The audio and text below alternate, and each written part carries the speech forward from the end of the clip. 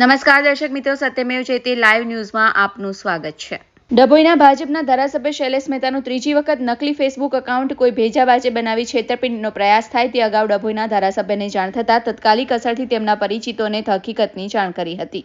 સાથે સાથે cyber crime અને પોલીસ કમિશનરના પણ જાણ કરી હતી। ડભોઈના ધારાસભ્યના નામથી નકલી ફેસબુક એકાઉન્ટ બનાવી છેતરપિંડીનો પ્રયાસ થાય તે અગાઉ જ ડભોઈના ધારાસભ્યના ટેકેદારોએ તેમનું ધ્યાન દોર્યું હતું કે તમારા ફેસબુક એકાઉન્ટમાં સ્પેલિંગમાં ભૂલ છે, જેથી આ નકલી ફેસબુક એકાઉન્ટ હોય તેમ લાગી રહ્યું છે। જે અંગે ડભોઈના ધારાસભ્યએ તેમના તમામ મિત્ર મંડળમાં બોગસ ફેસબુક એકાઉન્ટ થયું છે તેની જાણકારી આપી હતી।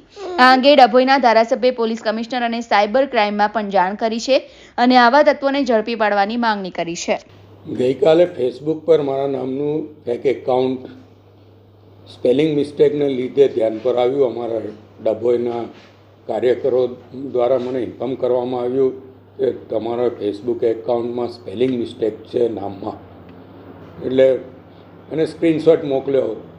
તાત્કાલિક જોયું કે આ ફેક એકાઉન્ટ છે, એટલે સ્ક્રીનશોટ ફેસબુક એકાઉન્ટ પર મૂકીને આ ફેક એકાઉન્ટ છે એટલે કેરફુલ રહેવું એવી પણ સૂચના આપવામાં આવી। અને સાથે સાથે ફેસબુકમાં પણ ઇન્ફોર્મ કરવામાં આવ્યું કે આ એકાઉન્ટ તાત્કાલિક ડિલીટ કરવામાં આવે, અને એને લીધે ડિલીટ થયું છે। પણ આ ત્રીજી વાર આ બનાવ બન્યો છે જે ફેક એકાઉન્ટ મારા નામનું બન્યું છે, પણ દરેક વખતે ધ્યાન પર આવ્યું છે। આ વખતે ઝડપથી ધ્યાન પર આવ્યું।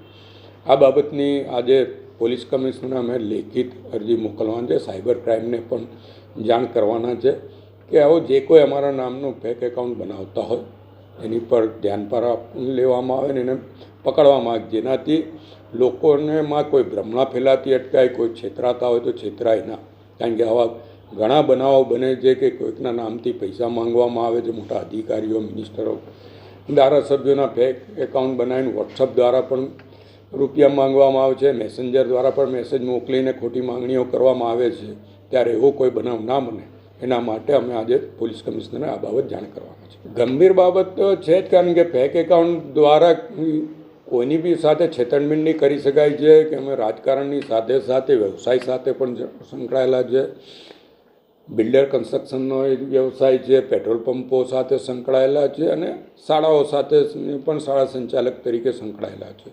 એટલે અમારા ફોલોવર્સ સાથે અમારો સ્ટાફ પણ મોટી સંખ્યામાં છે અને અન્ય ઘણા બિલ્ડરો સાથે, વેપારીઓ સાથે અમારા વ્યક્તિગત સંબંધો, એ લોકો પણ અમારી સાથે ફ્રેન્ડ તરીકે જોડાયેલા હોય, ત્યારે કોઈ પણ બનાવ ખોટો ના બને, કોઈની પાસે અઘટિત માંગણી ના થાય એ પણ કાળજી લેવી જોઈએ।